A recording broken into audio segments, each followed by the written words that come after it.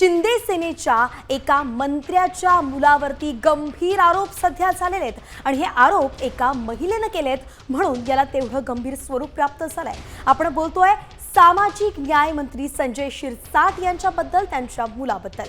तर मंत्री संजय शिरसाटांच्या मुलावरती एका विवाहित महिलेने अगदी गंभीर आरोप केलेत। सिद्धांत शिरसाट असं त्यांच्या मुलाचं नाव आहे। तर या सिद्धांत शिरसाट यांनी फसवणूक, मानसिक आणि शारीरिक छळ केल्याचा आरोप महिलेने केलेला आहे। ही दृश्य साम टीव्हीवरती आपण सध्या पाहतोय। एका ठिकाणी तुम्ही पाहताय सिद्धांत शिरसाट दिसतायत, मंत्री संजय शिरसाट यांचे पुत्र ते आहेत। तर दुसरीकडे ती महिला आहे ज्या महिलेने हे आरोप केले।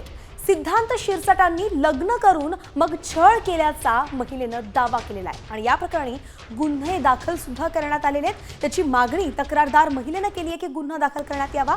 पीडित महिलेने वकील चंद्रकांत ठोंबरे यांच्यामार्फत कायदेशीर नोटीस सुद्धा पाठवलेली आहे। आताची सगळ्यात मोठी आपण बातमी पाहतोय, एका मंत्र्याच्या मुलावरती सध्या हिंसाचाराचे, छळाचे आरोप झालेले आहेत।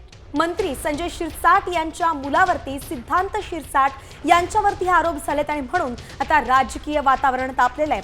शिंदे सेनेचे अनेक आमदार, मंत्री नेहमीच वादाच्या भोवऱ्यामध्ये असतात।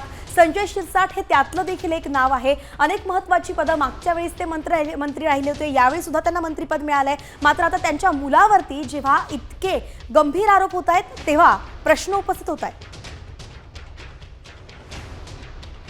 तर सविस्तर माहिती पाहूयात, प्रकरण काय ग्राफिक्सच्या माध्यमातून।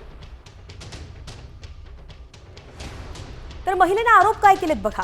14 जानेवारी 2022 ला बौद्ध पद्धतीने लग्न झालं। सिद्धांत यांनी जबरदस्तीने गर्भपात करावून घेतला। पोलिसांकडे गेल्यास आत्महत्या करण्याची धमकी सुद्धा दिली। तर माझं संपूर्ण कुटुंब गुंडांकडून संपवण्याची धमकी देण्यात आली असे आरोप महिलेने केले। संजय शिरसाटांनी राजकीय वजन वापरून हे प्रकरण दाबलं असा देखील आरोप मंत्री संजय शिरसाटांवरती महिलेने केलाय।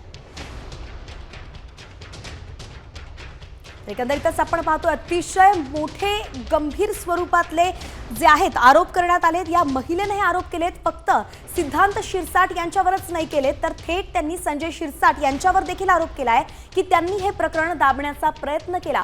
सगळं काही त्यांना माहिती होतं आणि अशा वेळी सुद्धा त्यांनी आपल्या घरातली बाब म्हणून हे सगळं थांबवण्यासाठी, दाबवण्याचा त्यांनी प्रयत्न केलाय। आपलं राजकीय वजन त्यासाठी त्यांनी वापरलं। इतकंच नाही तर गुंडांकरवी सुद्धा धमक्या देण्यात आल्या असे आरोप या महिलेने केलेत। आपले प्रतिनिधी माधव सावरगावे आपल्यासोबत थेट जोडले गेलेत। आपण त्यांच्याकडून सविस्तर अपडेट जाणून घेऊयात। माधव, सामाजिक न्याय मंत्री आहेत संजय शिरसाट, मात्र त्यांच्याच घरात एका महिलेवरती अन्याय होताना दिसतोय। सविस्तर अपडेट काय, ताजी आत्ताची?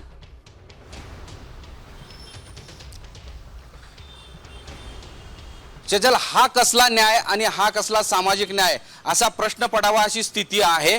कारण सामाजिक न्याय मंत्री संजय शिरसाट यांच्याच मुलानं एका पीडितेवर अन्याय केल्याची तक्रार एका नोटिसीच्या मार्फत देण्यात आलेली आहे। छत्रपती संभाजीनगरचे हायकोर्टामध्ये काम करणारे वकील चंद्रकांत ठोंबरे यांनी एक नोटीस दिली आहे। ती 5 पानाची नोटीस आहे आणि या 5 पानाच्या नोटिसीमध्ये सिद्धांत शिरसाट जे संजय शिरसाट यांचे पुत्र आहेत त्यांच्यावर गंभीर आरोप केलेत। सोबतच संजय शिरसाट यांच्यावर सुद्धा गंभीर आरोप केले आहेत। राजकीय हस्तक्षेप, राजकीय दबाव वापरून माझ्यावर अन्याय केलाय असं सांगताना त्यांनी गेल्या 5 वर्षामध्ये कशा पद्धतीनं माझ्यावर अन्याय केला गेला याची भीती कहाणी या नोटिसीच्या मार्फत पाठवलेली आहे। आणि त्यामध्ये आता तू सांगितल्याप्रमाणे वेगवेगळे मुद्दे गृहीत धरण्यात आले। कारण 20 डिसेंबर 2024 मध्ये एक तक्रार केली होती। त्या तक्रारीच्या अनुषंगाने दखल घेईल असं वाटलं होतं, पण ती घेतली गेली नाही असं त्या पीडित महिलेचं म्हणणं आहे।